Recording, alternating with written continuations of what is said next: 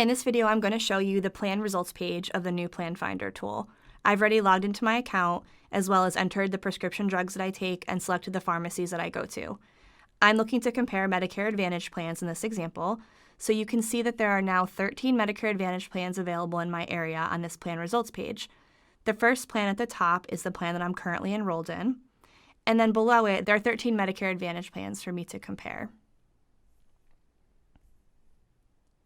If you want to narrow down the list of these plans based on different options, at the top of the page there is a Filter Plans button.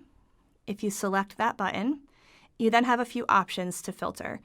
For this example, I would like to look at a plan that has vision coverage, and you notice that it just went down to 10 Medicare Advantage plans in the area, and I also want one that offers dental coverage. So now there are 9 Medicare Advantage plans that meet those criteria. You have other options to filter too. There's a star ratings filter over here, so I can say that I only want plans that have 3 stars and up. And there's also an insurance carrier where you can pick a specific insurance carrier to filter by, and this is dynamic for what's available in your zip code. As I apply the filters, I now have 8 Medicare Advantage plans to compare. There's also a way to sort. So for all of these plans, it's currently sorting by the lowest monthly premium. So you can see the first one on the list is a $0 premium. If you change this, for example, to the lowest drug cost, it just brings the plan with the lowest drug cost to the top of the list.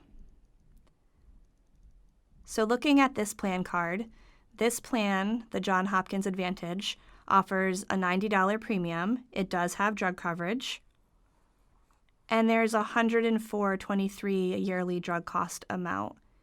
This currently does not include the monthly premium, but for open enrollment period, this dollar amount will include the premium. There's also another option to add special needs plans to your list.